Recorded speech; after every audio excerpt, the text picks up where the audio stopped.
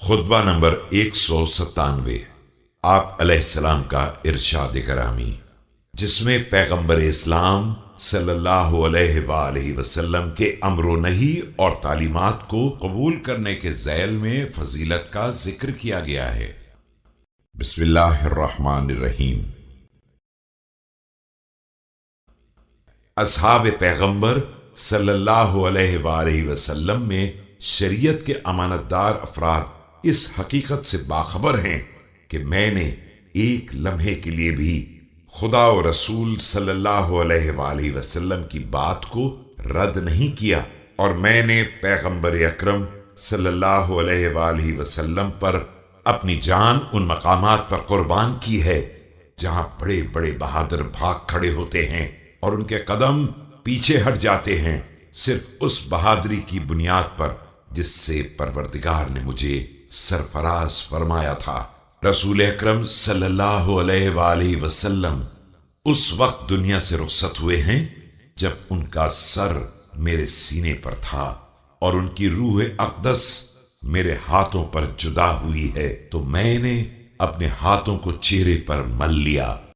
Those companions of Muhammad, the peace and blessing of Allah be upon him and his descendants, who were the custodians of divine messages, know that I never disobeyed Allah or his messenger, the peace and blessing of Allah be upon him and his descendants, at all, and with my life on occasions when even the brave turned away, and feet remained behind, instead of proceeding forward.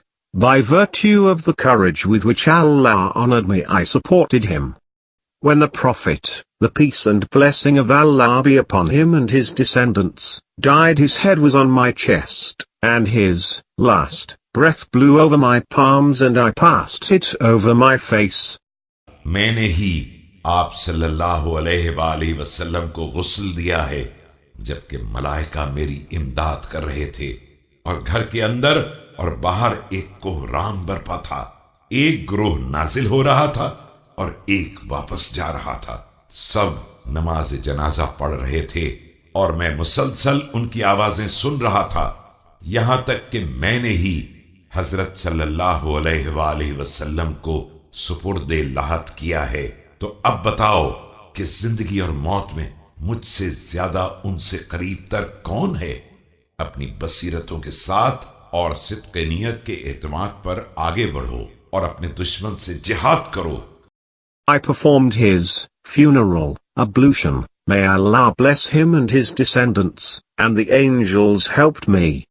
The house and the courtyard were full of them.